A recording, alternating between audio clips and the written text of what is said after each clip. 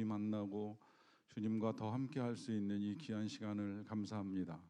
이 밤에도 우리의 찬양을 받으셨듯이 우리에게도 말씀하시고 또 우리가 드리는 바 우리의 기도에 응답하시기를 원합니다. 오늘도 주님과 함께하는 귀한 밤 되기를 간절히 원하옵고 예수님의 이름으로 기도하옵나이다. 아멘. 이 밤에 함께 나누실 하나님 말씀은 마가복음 1장 35절부터 39절까지 말씀입니다. 마가복음 1장 35절부터 39절까지 말씀입니다.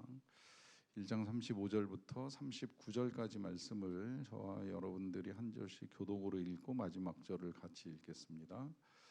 새벽 아직도 밝기 전에 예수께서 일어나 나가 한적한 곳으로 가사 거기서 기도하시더니 그와 함께 있는 자들이 예수의 뒤를 따라가 만나서 이르되 모든 사람이 주를 찾나이다. 이르시되 우리가 다른 가까운 마을들로 가자. 거기서도 전도하리니 내가 이를 위하여 왔노라 하시고 같이 읽겠습니다. 이에 온 갈릴리에 다니시며 그들의 여러 회당에서 전도하시고 또 귀신들을 내쫓으시더이다. 아멘. 언젠가 제가 교회 절기 중에 무두절이라고 소개했던 거 기억나시죠? 뭐 하는 절기예요? 두목이 없는 부목사들의 축제의 절기. 성경엔 없어요. 성경엔 없는데 부목사 생활 하다 보면 담임 목사가 출장 가거나 휴가 가면 이제 그 한 주간 동안 부목사들은 좀 더 편안하게, 좀 더 자유롭게. 이거 직장에서 보면 왜 그 부장님 없는 그 기간을 이야기하기도 하잖아요. 저는 근데 이게 보니까 다 그런 건 아닌 것 같아요. 언젠가 우리 황 목사님도 그런 말씀하시더라고요. 그 친구 부목사님하고 나눈 대화를 공개적으로 한번 말씀하셨던 것 같은데 그 친구 어떤 교회인지 저도 대충 아는 교회인데 그 친구 교회 담임 목사님 안 계시면 어쨌든 부목사님들 되게 편안하다는 이야기 많이 해요. 근데 이제 황 목사님은 제가 없으면 진짜인지 아닌지는 정확하게 모르겠지만 오히려 힘들다는 말씀을 한번 하셨던 적이 있어요. 힘든 건 딱 하나예요. 왜 힘드냐? 새벽 예배를 계속 해야 되고 이제 설교를 해야 되니까 이제 이게 힘든다는 건데 이것만 힘든 건지 뭐 다른 것도 힘든 건지는 잘 모르겠는데 저는 실제로 이제 이 교회를 사이즈별로 다 경험을 했기 때문에 진짜 이 무두절이 어떤 교회에서 가장 적합한가를 제일 잘 알고 있어요. 사실은 우리 교회 같은 교회에서 다 부목사가 한 분이시면 무두절이 축제가 되기가 좀 어렵고요. 또 이렇게 소망교회나 영락교회 같이 큰 교회 막 부목사 20-30명 되는 데서도 담임 목사님이 계시거나 안 계시거나 전혀 관계가 없어요. 그냥 부목사들은 자기들이 할 일이 늘 정해져 있고 해야 될 일을 해야 하기 때문에 담임 목사님 계셔도 그만 안 계셔도 그만 이제 그렇게 시간을 보내요. 근데 이제 제가 그 중간에 한 1,500명 정도 이렇게 모이는 교회 부목사가 한 4명 정도면 딱 좋아요. 4명 정도 되면 새벽 예배도 이렇게 어차피 돌아가면서 이제 당번별로 하거든요. 일주일에 1명 내지 2명이 일주일씩 맡아서 해야 되기 때문에 이제 담임 목사님 안 계시고 새벽기도 당번만 아니면 그 한 주간은 그야말로 이제 축제가 되는 거예요. 그래서 이제 그야말로 이제 무두절 절기를 지키게 되는데 이럴 때 이제 그 효과를 정확하게 아는 거죠. 자, 여기서 지금 이제 이야기하는 이 힘든 이유가 어디에 있겠습니까? 누가 있기 때문에 힘든 것이겠습니까? 아니면 새벽 기도를 해야 하는 것 때문에 힘든 것이겠습니까? 여러분들은 어떠세요? 여러분들은 교회 다니고 신앙생활 하시면서 다 괜찮은데 이것 좀 힘들다라고 생각하는 건 뭐예요? 교회 생활하는데 이것 좀 힘들다. 한번 좀 생각을 해봐도 좋을 것 같아요. 뭐 예를 들어서 어떤 사람 같은 경우에는 뭐 다른 건 다 하겠는데 난 전도는 좀 못할 것 같아. 이상하게 전도하려고 뭐 이렇게 전하거나 뭐 입 밖에 꺼내거나 하려면 좀 이건 쉽지 않다. 이제 이렇게 말씀하시는 이야기 좀 많이 들었던 것 같아요. 또 기도 힘들어하시는 분 있어요. 뭐 끝끝내 뭐 다 괜찮은데 정말 기도는 못하겠다 이제 이러면서 대표기도 끝까지 이제 못하겠다고 거부하시는 분도 계신 걸로 알고 있고요. 또 의외로 제가 이렇게 선교 훈련 할 때 보니까 이제 이 워십하는 것도 힘들어하시는 분들도 계시더라고요.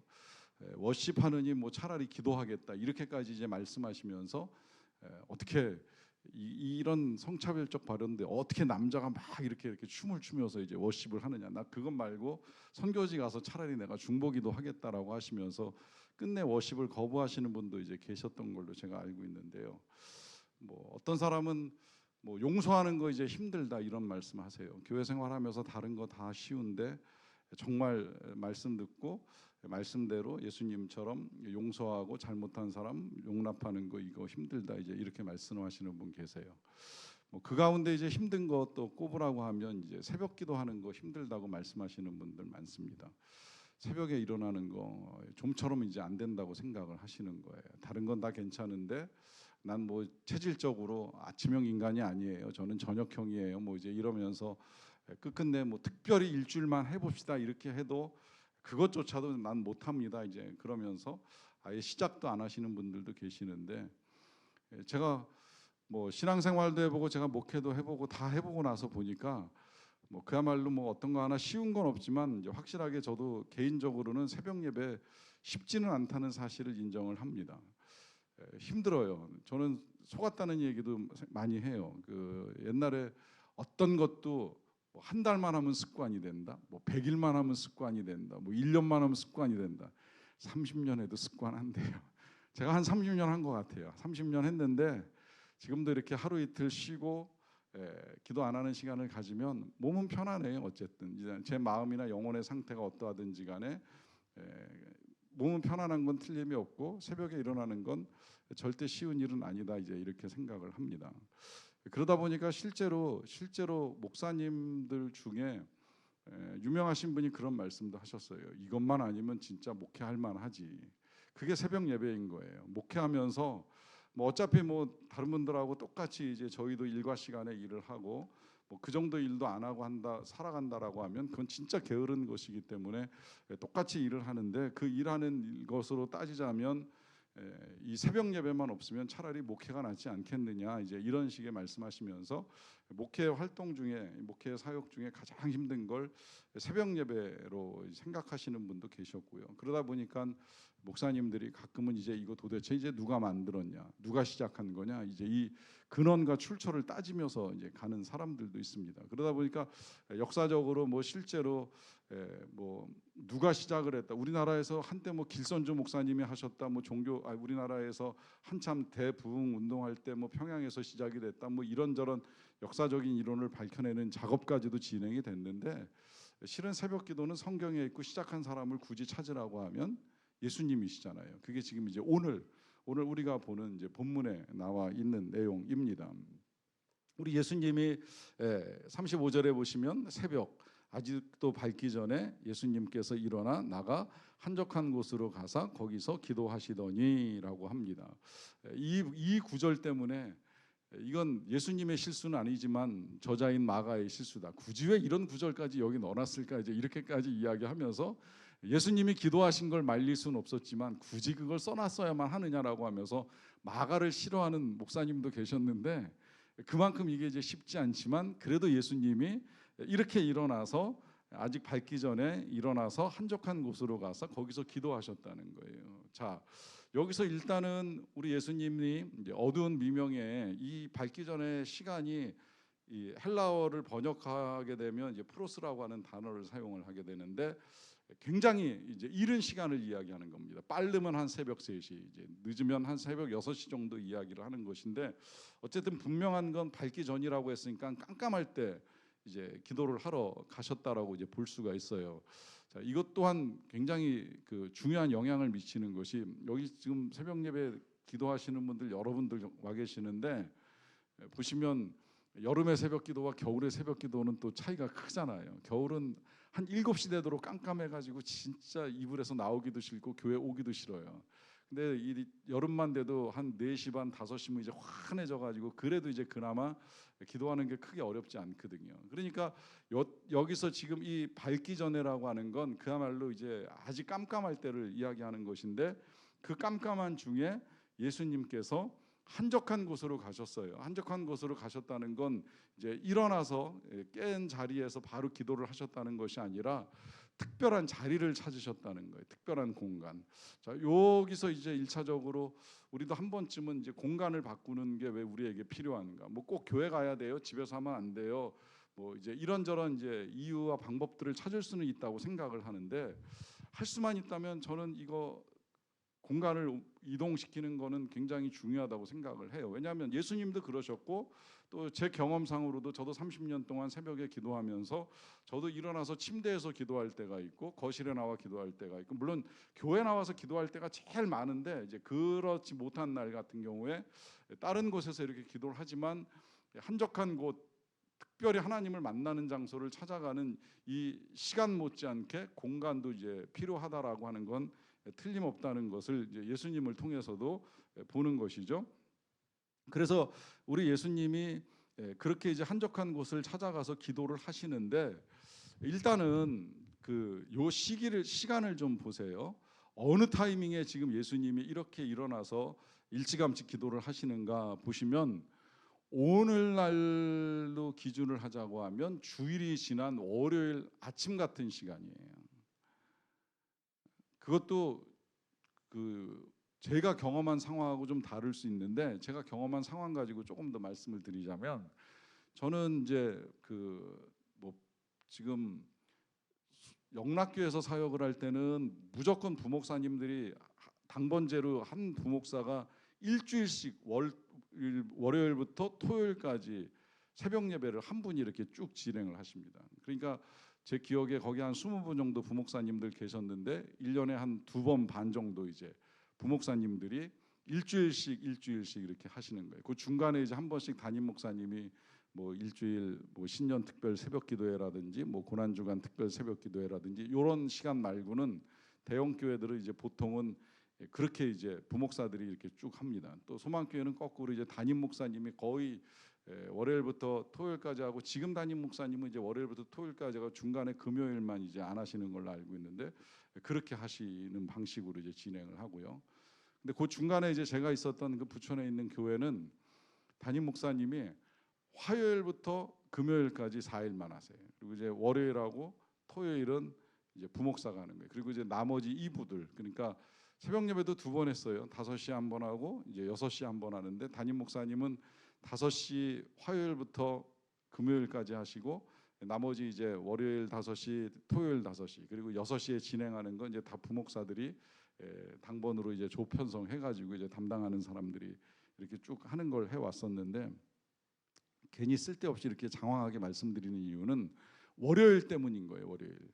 자, 이 월요일이 왜 담임 목사님이 설교를 안 하시겠습니까? 월요일이 제일 힘들어요. 월요일 같으면 이제 주일날 새벽에 나와가지고 주일 설교 준비하고 주일 설교 예배 인도하고서 한 서너 세 번에 이렇게 예배를 인도하고 난 다음에 이제 오후에 이렇게 양육하고 만나고 뭐 또 여러 가지 프로그램들을 하고 나면, 그야말로 이제 주일 저녁 되면 담임 목사 아니라 실은 부목사 그 누구라도 월요일은 정말 다 쉬고 싶은 거예요. 월요일은 누구도 나오고 싶지 않아요. 이제 그러다 보니까 이제 월요일을 당번 목사인 부목사 중에 한 명이 이 새벽에 담당을 하고, 담임 목사님이나 당번인 아닌 부목사들은 거의 월요일 날 새벽 예배에 참석하는 사람이 없다고 할 정도였어요. 자, 그만큼 주일의 사역이 사람을 피곤하게 하기 때문에 월요일 날 일어나는 건 굉장히 어렵습니다. 그런데 여러분, 지금 우리 예수님이 이날 아침에 일찍 일어나서 한적한 곳에 가신 이 날이 어떤 날이에요? 이 날이 지금으로 말하면 월요일이에요. 당시에는 이제 안식 후 다음 날인데, 여러분이 예수님의 안식일, 우리가 지금까지 본 게 마가복음 1장의 대부분이 예수님의 안식일을 쭉 봐온 거예요. 그 안식일에 무슨 일이 있었는지 아시죠? 회당에 가서 설교하시고 귀신 내쫓으시고, 그러고 난 다음에 가버나움으로 가셔가지고 가버나움에 온 동네 사람들, 귀신 들린 사람, 병든 사람 다 나와가지고 밤 늦게까지 그 사람들 다 만나시고 귀신 내쫓아 주시고 병 고쳐 주시고 밤 늦게까지 사역을 하셨어요. 그리고 그 다음 날 아침이 지금 오늘 본문 1장 35절인 거예요. 그러니까 우리가 육신으로 생각을 하면 굉장히 피곤할 것 같은 이제 그런 날에 예수님이 그 다음 날도 똑같이 이제 일어나서 이 사역을 시작을 하시는 걸 볼 수가 있습니다. 어쩌면 이제 이게 제가 월요일을 부목사님한테 넘기지 못하고 그냥 제가 주중에 목요일쯤 한번 쉬는 걸로 하겠습니다라고 하고서 이제 목요일 날 좀 늦게 나와서 새벽 기도를 하는 이유 중에 하나이기도 한 것인데, 예수님도 월요일 날 그냥 사역을 이어나가시고 또 기도를 계속 하셨다라고 한다면 이제 저도 그러해야 되는 거 아닌가, 이제 이런 생각을 하고 이제 월요일도 똑같이 이제 기도하는 시간을 가지기는 합니다. 어쨌든 분명한 건 예수님도 쉽지는 않으셨다는 것이고 굉장히 피곤한 시간인데 이 시간에 일어나서 이제 기도를 하러 가셨다는 거예요.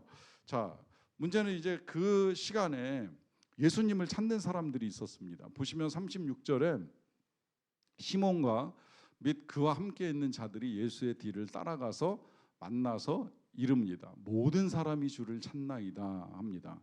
자, 시몬과 그에 함께한 사람들은 제자들일 가능성이 많고요. 자, 이 제자들이 예수님이 어디로 가시는지 한적한 곳으로 가신 거기까지 이제 찾아갔어요. 그리고 만났어요. 만나서 이제 아래입니다. 모든 사람들이 주님을 찾고 있습니다. 자, 일단은 여기서 이 시몬이나 그와 함께 있는 제자들이 주님을 만나러 간 이유는 이제 사람들이 찾고 있다는 소식을 알려주기 위한 것인 건 뭐 이해하기가 어렵지 않은데요. 자, 그러면 모든 사람이 주를 찾습니다. 왜 찾을까요? 이 사람들이 지금 예수님을 찾는 이유는 무엇일까요? 또 오늘 이 자리에 계신 여러분들은 왜 여기에 나오셨습니까? 기본적으로는 여러분들이 다 주님을 찾아 나오신 줄로 알고 있습니다. 뭐 저를 만나러 나오신 거 아닐 터이고 단순히 그냥 교회 한번 가보자고 오신 거 아닐 터이고 정말 하나님을 만나거나 주님을 찾아 나오셨다라고 하면 그렇다면 난 오늘 여기 왜 나와 있는가? 나는 왜 주님을 찾는가 하는 이유를 한번 좀 생각을 해보세요. 제가 잘은 모르지만 지금 이 자리에 나와 있는 사람들, 여기 지금 모든 사람이 찾는다는 예수님이 그들이 찾는 이유는 무엇일까라고 했을 때 그 이유는 뭐 이미 그 전날에 있었던 일을 통해서 너무 쉽게 이제 생각을 해볼 수 있죠. 그것은 대개는 다 병든 사람 아니면 귀신 들린 사람 아니면 그들의 가족들, 친인척들, 지인들 대신 나와서 예수님을 만나서 고침받고 만나서 회복되고 만나서 도와달라고 요청하기 위한 그런 사람들이 아니겠는가 하는 이제 생각을 해봅니다.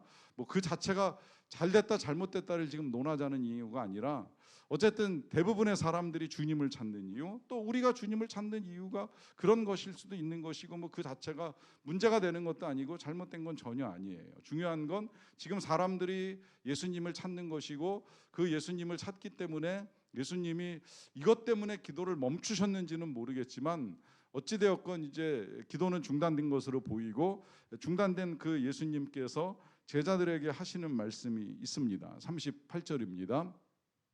이르시되 우리가 다른 가까운 마을들로 가자. 거기서도 전도하리니 내가 이를 위하여 왔노라 하십니다. 자, 여기 보시면 자, 예수님께서 이제 제안을 하세요. 제안하는 건 제자들에게 다른 데 가보자 하는 거예요. 이때 다른 마을로 가자는 건 이제 아마 어젯밤에 가버나움에서 사역을 하셨으니까 아마 오늘은 또 이제 다른 동네 가서 사역을 했으면 좋겠다라고 하시는 것이고 그 사역의 내용을 분명하게 말씀하세요. 그건 뭐라 그래요? 전도하시겠다라고 하는 거죠. 그러니까 우리 예수님이 어제까지 그러니까 안식일 날 하루 종일 회당에서 말씀 전하시고 또 병 고쳐 주시고 귀신 쫓아내 주신 이유, 밤새도록 사역하신 이유, 심지어 그 다음 날 아침에 기도하신 이유가 뭐예요? 전도하시겠다는 거예요. 모든 사역은 다 전도에 초점이 맞춰져 있어요. 우리 예수님이 이것 때문에 오셨다고 하시잖아요. 도를 전하기 위해서 하늘나라의 도, 천국의 도, 구원의 도를 전하기 위하여 이 땅에 오셨기 때문에 예수님은 또 움직이자는 거예요. 자, 어떻게 보면 여기서 지금 예수님을 찾는 사람들과 예수님 사이에 미묘한 갈등이 일어날지는 모릅니다. 어떤 갈등이냐면 우리 입장에서 보면 지금 이 예수님이 가버나움에 와서 이렇게 사역을 하고 계시잖아요. 자, 어제 많은 사람들을 고치고 도와주셨어요. 그러면 우리 입장에서 생각할 때는 우리가 그 마을 사람이라고 하면 여기 좀 더 계셨으면, 그래서 우리를 좀 더 도와주셨으면 하는 마음 굉장히 클 거란 말이에요. 그런데 예수님은 아니다, 다른 데 가보자. 여기 이 갈릴리라고 하는 데가 이제 큰 호수라는 건 대충 다 아실 터인데 이 호수를 주변으로 해가지고 우리가 익히 알고 있는 지명들이 많습니다. 지금 이제 우리가 알고 있는 이 갈릴리부터 시작해서 가나, 가버나움, 뭐 벳세다 이런 데가 다 이 갈릴리 호수 내지는 이제 바다에 자리 잡고 있는 동네 이름인데 예수님이 지역을 옮겨가자라고 말씀을 하시는 거예요. 옮겨가자라고 하시는 이유는 이곳에만 머물러서 사역을 하실 수는 없다는 거죠. 그러니까 동네 사람들은 붙잡고 싶지만 예수님은 이동하시겠다라고 하면서 사역의 지경을 이제 넓혀 나가시는 거예요. 이유는 말씀드린 대로 전도하기 위해서 더 많은 사람들이 예수님을 만나야 되고 예수님의 도움을 받아야 되고 무엇보다 예수님의 구원의 복음을 들어야 하기 때문에 우리 예수님이 멈추지 않고 사역을 이루어 가십니다. 여기서 이제 우리가 딱 한 곳으로만 집중해서 이제 이 전도나 선교를 할 수 없는 이유가 여기서도 나오는 거예요. 우리 교회가 해마다 이제 여러 선교지들을 다니면서 이 사역을 넓혀 나가는 이유 중에 하나가 바로 여기에도 있는 거예요.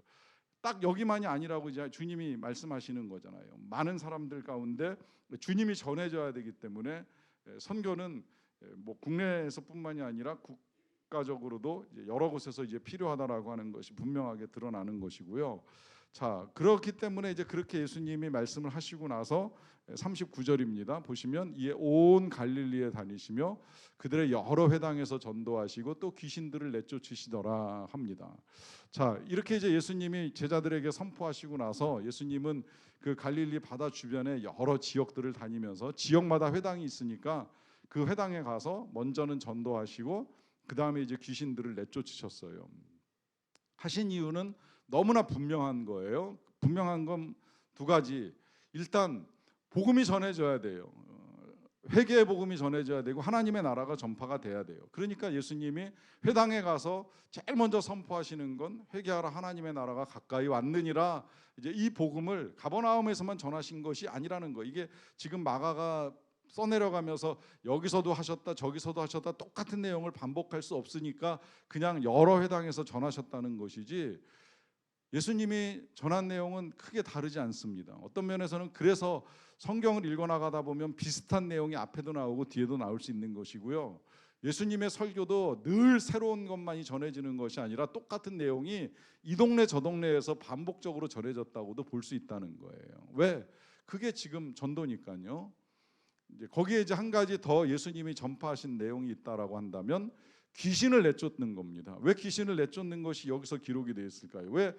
보세요. 마지막 39절에 보시면 회당에서 전도하시고 귀신들을 내쫓으셨다라고 하는 말씀은 있는데 병을 고치셨다는 말씀은 기록이 되어 있잖아요. 그러면 병 고치는 사역을 안 하셨을까요?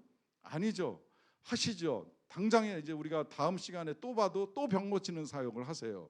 그리고 귀신 내쫓는 거 못지않게 성경에는 병 고치는 사건 많이 나와요. 1장에 다음번에도 나오지만 또 2장으로 넘어가면 또 병 고치는 이야기 나와요. 근데 왜 예수님이 지금 하신 사역은 병 고치는 사역 빼버리고 전도하고 귀신들을 내쫓는 사역만 나올까요? 물론 나중에는 이제 병 고치는 것도 예수님의 그 3대 사역 중에 하나로 다시 정리가 되긴 하는데 특별히 여기서 예수님이 여러 회당을 다니시면서 전도하고 귀신을 내쫓는 걸 중요하게 강조한 이유가 어디 있을까요? 귀신이 떠나가야 주님이 임하시고 주님이 임하셔야 하나님의 나라가 이루어지거든요.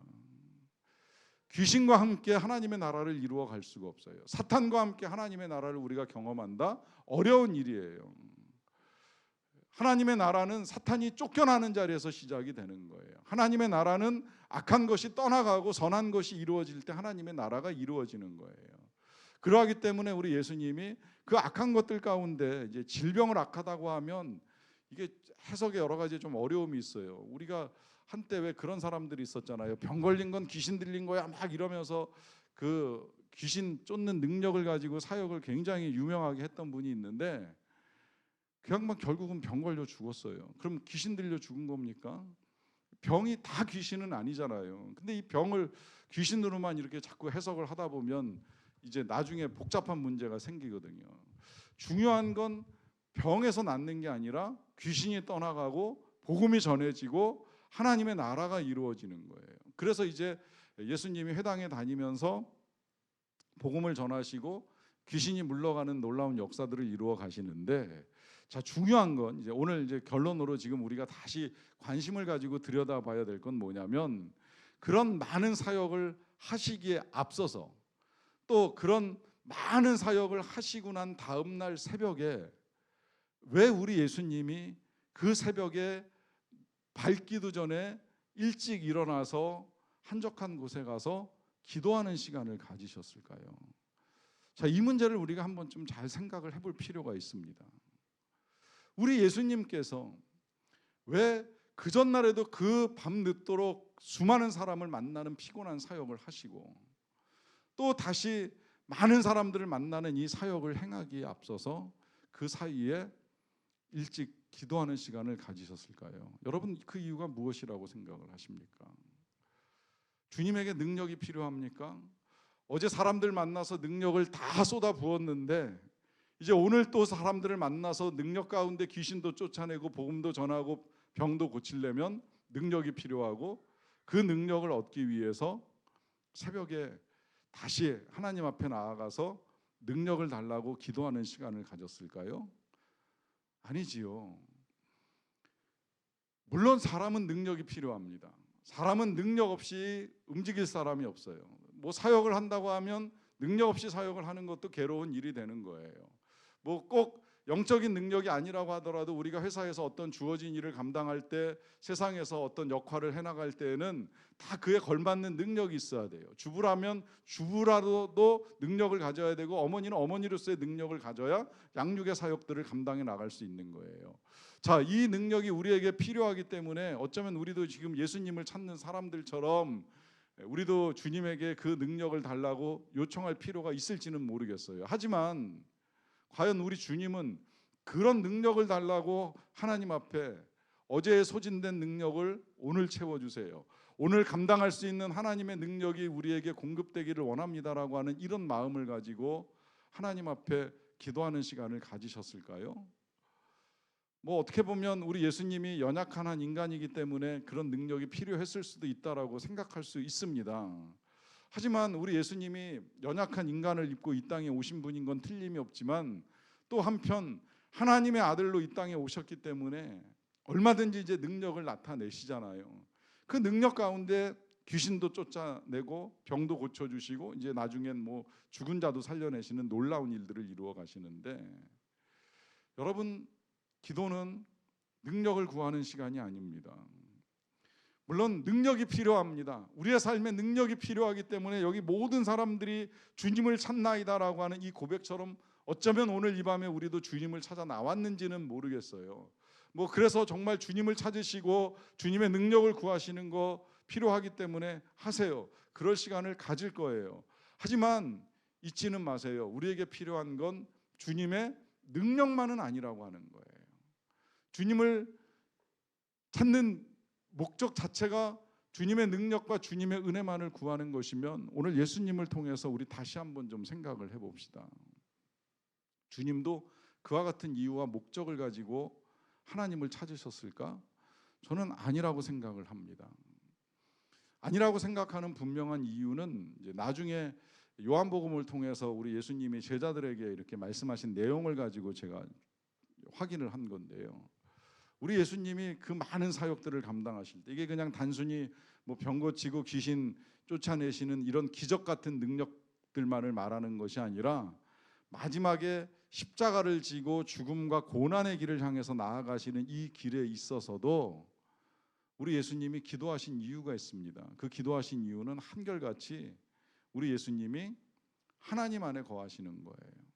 그리고 우리 하나님께서 예수님과 함께 계시는 걸 확인하는 시간을 갖는 거예요. 다시 말하면 이 시간이 주님과 함께하는 시간을 갖는 거예요. 이 시간이 하나님과 깊은 교제 가운데 들어가는 시간입니다. 하나님을 만나는 시간이에요. 왜 예수님이 하나님을 만나는 시간을 가질까요? 그것은 어떤 특별한 능력이 필요해서가 아니라 예수님의 생애 가운데나 예수님의 삶 가운데 아니 뿐만 아니라 우리에게 있어서도 가장 중요한 시간은 하나님을 만나는 시간이기 때문입니다. 하나님을 만나지 아니한 상태에서 능력만 구한다? 이건 우리가 너무 많은 예를 들었어요. 가장 대표적인 예가 우리의 자녀들을 통해서 듣는 거잖아요. 자녀들이 부모에게 용돈 주세요, 이거 사주세요, 저거 해주세요 요청은 많이 하는데 부모가 어떤 마음인지 어떤 상태에 계시는지 전혀 관심 없는 친구들. 모처럼 만에 외국에서 출장을 나갔다 돌아온 아빠가 귀가할 때 아빠 반가워요, 보고 싶었어요, 사랑해요라고 하는 이 귀한 말보다도 뭐 사갖고 오셨어요? 이번에 주실 선물은 뭐예요? 라고 하면서 그 손과 가방을 뒤적거리는 이 아이의 모습이 우리의 모습이 될 가능성이 크다는 이야기잖아요. 여러분, 필요한 건 선물이 아닙니다. 선물을 주시는 하나님입니다. 필요한 건 능력 이전에 우리에게 사랑으로 우리를 만나기 원하시는 하나님을 만나는 시간입니다. 그러하기 때문에 우리에게 있어서 필요한 건 이 새벽을 깨우느냐 안 깨우느냐, 한적한 곳을 찾느냐 안 찾느냐가 아니라 정말 우리의 삶 가운데 우리가 얼마나 하나님을 만나기를 원하고 주님과 함께하는 시간을 얼마나 귀하게 여기는가 하는 것이 우리에게 필요하다라고 하는 거예요. 저는 솔직히 말씀드리면 새벽 예배를 처음부터 저도 즐겁게 시작을 하지는 않았던 것 같아요. 저도 그야말로 사역을 하다 보니까 해야 된다고 하는 여러 이제 부담감을 가지고 시작을 했어요. 물론 뭐 처음부터 강요된 새벽 예배를 드렸던 것 같지는 않아요. 신대원을 가니까 뭔가 이제 기도가 좀 부족하다 이제 이런 생각이 들어서 동네 교회들을 찾아다니면서 새벽 예배를 이제 하기 시작을 했고, 그러고 이제 졸업하고 이제 전임 사역을 가서 전임 사역을 가서도 제가 처음에 갔던 교회가 영락교회이기 때문에 이런 큰 교회에서는 교역자가 새벽 예배 왔는지 안 왔는지 담임 목사도 성도들도 그 누구도 실은 잘 몰라요. 누가 왔다 가는지를 그 넓은 예배당에 누가 다 그걸 체크하고 확인을 하겠어요.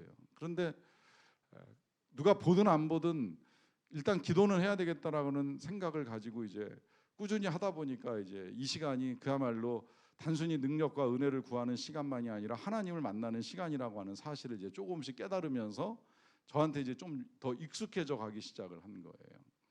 그래서 할 수만 있다면 이게 일이 아니라 그야말로 주님과 교제하는 시간이 되어야 되겠다라고 하는 이제 생각을 가지고 해나가기 시작을 했는데, 전 지금도 이제 그 가운데 특별히 이제 감사한 건 그런 여러 교회들을 거치면서 기도를 즐겨 하시고 기도를 오래 하시고 기도를 하시는 어르신들을 만나는 거였어요. 영락교회 같으면 진짜 권사님들 중에 기도 열심히 하시는 분들도 많았고요.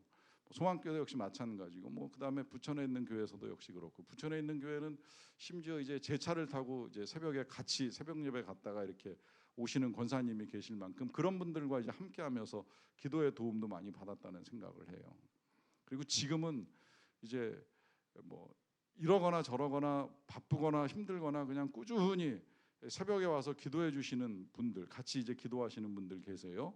그 가운데는 뭐 꾸준히 하시는 부부도 있고 장로님도 계시고, 특별히 우리 교회 가장 연세 높으신 서집사님이 매일 한결같이 오셔서 이렇게 기도하시는 모습을 이제 지켜보면서 평생에 저렇게 기도하다가 기도하던 그날까지, 내가 세상을 떠나는 그날까지 저렇게 기도하면서 하루를 마치고 하나님께 가면 정말 좋겠다 이제 이런 생각을 하게 되는데, 이런 생각을 하는 가장 큰 이유는 이 시간이 하나님과 함께하는 소중한 시간이기 때문입니다. 하나님을 만나는 시간이 되기 때문인 거예요. 자, 그렇게까지 우리가 할 수 없다 할지라도 적어도 오늘 이 밤은 여러분들이 하나님을 찾는 밤이 되셨으면 좋겠습니다. 그래서 하나님을 만나는 기쁨, 어떤 은혜, 어떤 능력보다도 하나님을 만나는 기쁨과 감격을 가지고 돌아갈 수 있게 되시기를 간절히 축원합니다. 기도하겠습니다.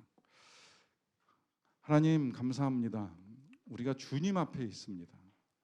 하나님을 만나기 위해서 이 자리에 나왔습니다. 우리가 일상 속에서 삶 속에서 하나님을 찾고 만나는 일들을 해나가지만 더 깊이 더 가까이 주님을 만나고 싶어서 여기 있습니다. 오늘 이 자리에 있는 모든 우리 성도들이 다 그렇게 주님을 만났으면 좋겠습니다. 이른 새벽에 한적한 곳을 찾아나가 하나님을 만났던 예수님처럼 오늘 이 밤 이 한적한 곳에서 주님과 깊은 교제를 나누는 아름다운 밤이 되게 해주세요. 예수님의 이름으로 기도하옵나이다. 아멘.